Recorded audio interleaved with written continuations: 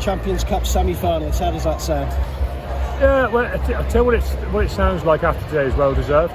After the quarterfinal, after the last 16 in the quarterfinal, it feels well deserved. I think we were very good value for the win today, and I think we got a lot right. I mean, fair play. I'll talk about the players in a minute because they were magnificent, but I think the coaches pinned down a pretty simple but very effective game plan, both in attack and defence, which gave us a lot of confidence. And then fair play to the players. They executed it absolutely flat out. Even when we got it a little bit wrong, because we were going flat out, most of it came off. But I just think there was probably a period in the second half of about 15 minutes where we actually got a little bit out of shape, got a little bit indecisive, which was the only thing that gave the Stormers some breathing space, was a little bit of our indecision, and that feels really nice. It wasn't like we suddenly started getting overpowered by them or outrun by them. We almost created our own little issues, and that's fine. You know, that's a good thing for us to work on. But like I said, I can't credit the players enough for how they decided to play today, because all we can do really is create opportunities for them. And this is the way I kind of talk to them a lot. Is like today, it's in 80 minutes. It's just an opportunity to do something magical and create something incredible and a memory you have for the rest of your lives. That's all we can ask you to do, and then you have to commit to it together. And that's what they did. I mean, that first half, in a lot of ways, was magical. It's something that people can only touch every now and again. Unless you're part of it, you don't really understand it. And I think the thing that we were really good at was that I think the things that have got no glory, I think our lads are excellent at. I think the things that loads of people will talk about today's performance, they'll talk about certain players and certain plays, but the guys that made everything work were the guys who did the stuff with no glory, the stuff in the middle of scrums, the stuff in the middle of mauls, the stuff in kick chase, the stuff getting off the floor, the kind of stuff that people don't notice or don't really realise. They were the incredible things today, and we did that across the board, across the 15. The first 40 is probably your best 40 since your double winning season, I would have thought. Yeah, probably close to, because that's just what an alignment gives you. You know, when you've got 15 guys in the field, they're all going flat out for each other. It doesn't really matter who's on the field. You can be a great team, and I think we're just starting to get that stuff right. It's incredible. Bath's only 2 weeks ago that happened, and the response from your players has been amazing. I think the thing is sometimes you need a bath. You know, I sat down with the players for 20 minutes on the first meeting after the first thing we did after Bath, and I just showed them some clips, and I showed them some stuff, and I just said, come on guys, let's have some home truths here. And it was all pretty plain talking.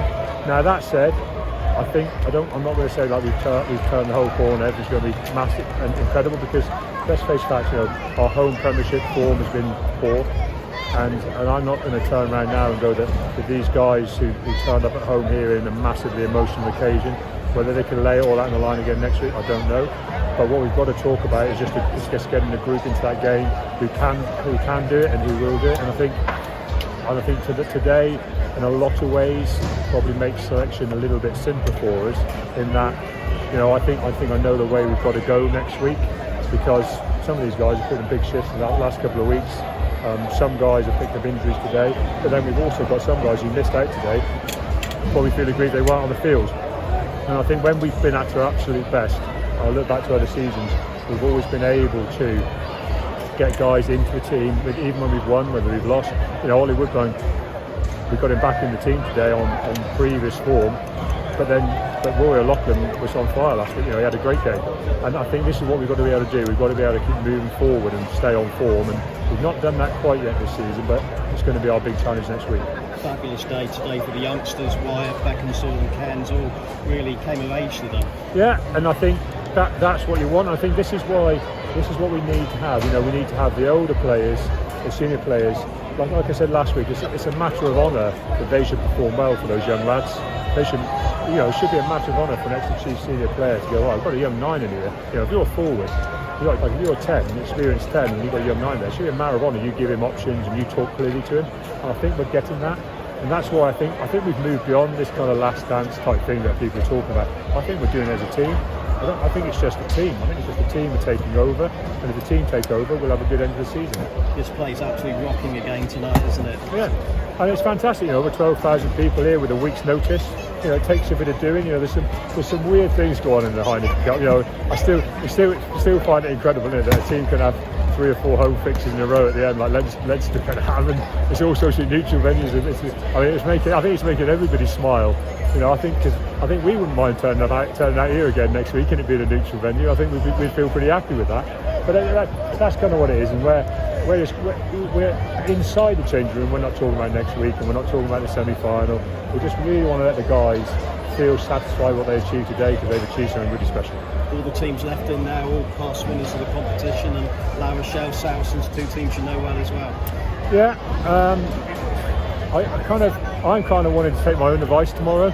The weather looks like it's going to be nice, and I kind of want to maybe get the game watched in the morning, get the review notes done in the morning, and maybe just have a glass of wine at lunchtime and sit in the garden and just not worry too much, because at the end of the day we don't just worry about Aberystwyth, Saracens, La Rochelle. It's a bit of a win-win for us, isn't it?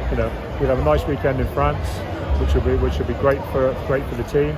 Or we can have a game at Ashton Gate against Saracens, which will be great for the Premiership and great for our supporters, because they can travel there. And it'll be it'll be a genuinely massively well-supported game between two English clubs. So I think, like I say, it's a bit of a win-win for us tomorrow. But the one thing is, we're in the next round, and we've got to get on and enjoy the rest of tonight. I think you deserve the glass of wine in the garden. Many congratulations. Thanks a lot, Nigel. Thank you.